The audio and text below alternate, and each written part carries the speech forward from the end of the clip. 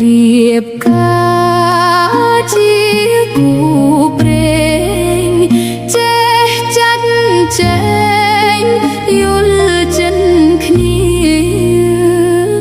កុំបងក៏វេរារក្សាគ្នា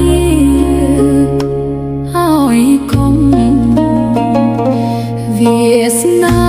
ជួបជាភពសំណាងកុំកោងកាងជួយបំណងមេត្តាចិត្តប្អូនបង